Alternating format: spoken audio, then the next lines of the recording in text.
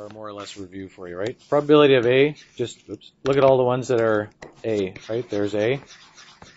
So it's 6 out of however many it is total, 14, I guess. That's A. The probability of B, all those ones, 7 out of 14. And A and B is where those two overlap, right? So that and that overlaps in the center, that green part there. 2 out of 14.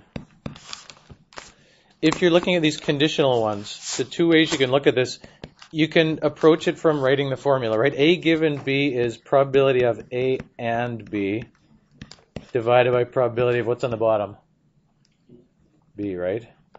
So you can divide the two fractions if you want. You can just say it's 2 out of 14 divided by 7 out of 14. When you have 2 14ths divided by 7 14ths, you have 2 7ths, right? That's your answer. So you can do it using the formula, but I want you to think about what the formula means. What it means is the new sample space is just the ones where B has occurred. Instead of all of these being possible, if you say given that B has happened here, given that B has happened, where is that on the picture? Yeah, inside here, right? All of those are given that B has happened.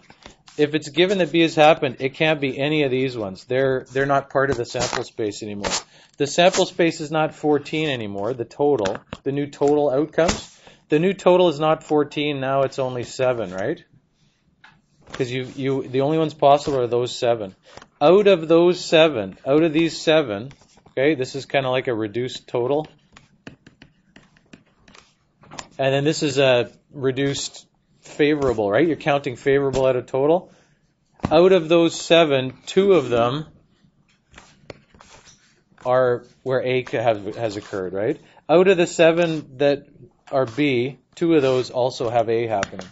Okay, so either way you do it, whether you use the formula or you just count outcomes. If the outcomes are all equally likely, you can just count them. Each of these are equally likely, we're assuming from this picture.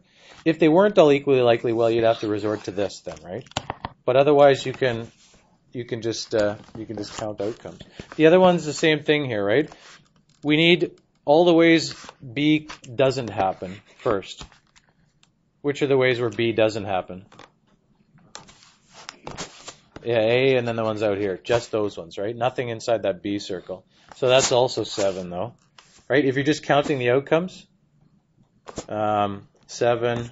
And out of those 7, how many have A happening? 4, right? 4 out of 7. You can do the division this way if you want to. You can say probability of B not happening is 7 out of 14.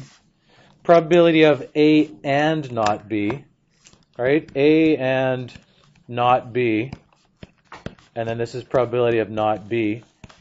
Right? You can do it that way as well and say not B is 7 out of 14.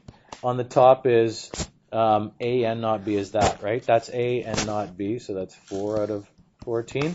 Or you can just count outcomes the way we did there. Let's just count the last two here instead of using the formula. Probability of B given A. B given A, you need the total first. Look at the bottom of the fraction first when you're doing conditional probability.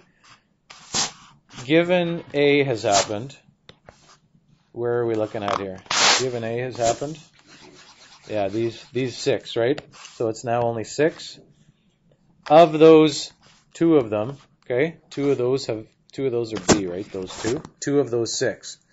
Common mistake here would be usually people are okay with this. They're okay with the top number. They say B given A has happened. Well, pointing to the wrong one here. B given A has happened. They're okay saying, well, there's 2, but they still put 14 on the bottom because they think the total is the whole thing. The total is now, if you know A has happened, it's none of these ones. It's got to be inside that circle. Okay. Then the last one here, given A has not happened, we're looking at those. And of those, how many of those are where B also doesn't happen? 3, right? 3 out of 8.